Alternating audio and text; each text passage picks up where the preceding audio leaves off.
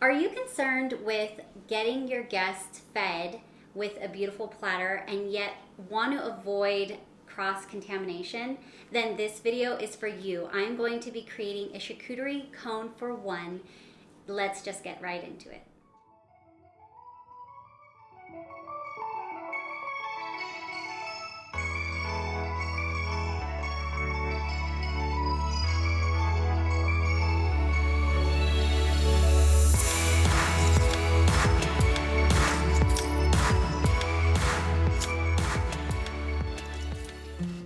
This video is going to be great for any type of occasion that you have from here on out, because the reality is that some people may not feel comfortable grazing the same table, and that's totally okay. So I want to give you options not only for yourself but for your guests. If you love videos like this and you want new ideas and how you can create this, then consider subscribing because I have more in store for you. So today I'm going to be showing you 3 things you would have to buy before you start to build this for this season. So there are 3 things. First is the cone. So it is a bamboo cone that I found on Amazon, which I will link all of these below for you so you can find very easily and not have to search all around. So they came in 100, there was over 100 cones I think, and it was very inexpensive, like maybe 20, 25 bucks, if that. I think I might have found a cheaper option later. But it's perfect. I think it's 7 inches long. And this will be great for everything that we have for one person. So here is the bamboo cone, and then you have bamboo sticks, bamboo skewers.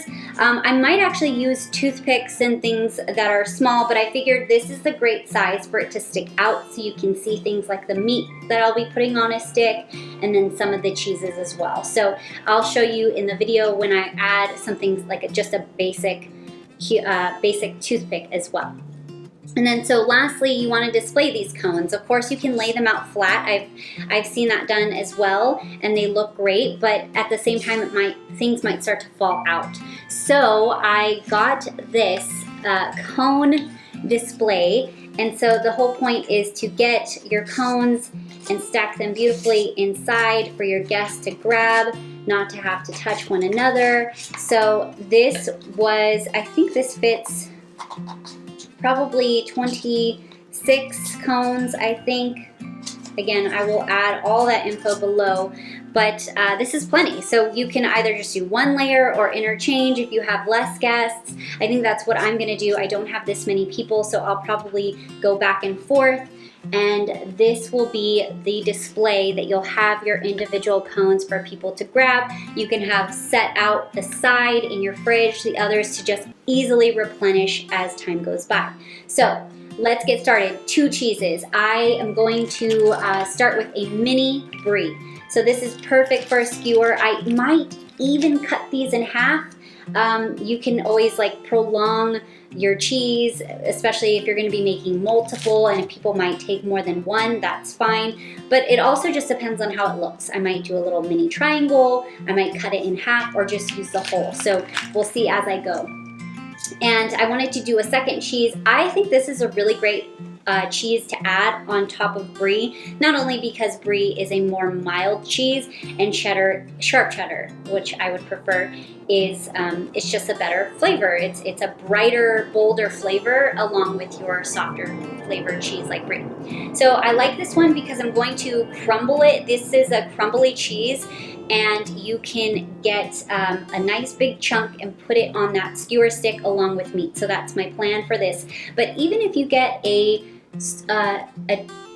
cheddar cheese that you can chop, I would definitely do like a cube size, because that will be great on top on a skewer. So you know, a cubed cheddar would be also really great. So the meat, salami seems to look the best because you can kind of ripple and fold it and then stack one on top of the other, which I'll show you how to do in the video. So I'm gonna only use salami for a meat option. And then of course, the crackers. So I have 2 options.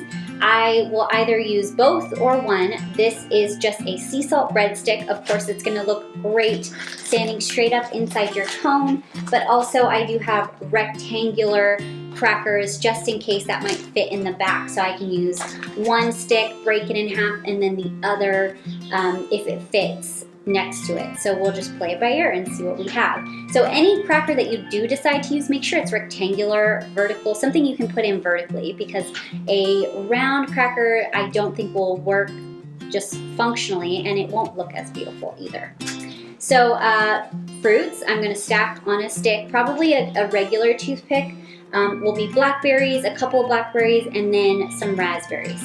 So that will be their little fruit option. And then lastly, to top off with something a little bit, of a sharper flavor, is the cornichons and the green olives. So that's also gonna go on its own little toothpick, and that's it for the food. So to decorate this, I wanna add these flat leaf eucalyptus somewhere inside, and also this beautiful dried lavender. So I thought that would just bring an earthy tone to this great individual cheese cone that we have. So we are all done with the ingredients. We're just gonna get started and start building these cones.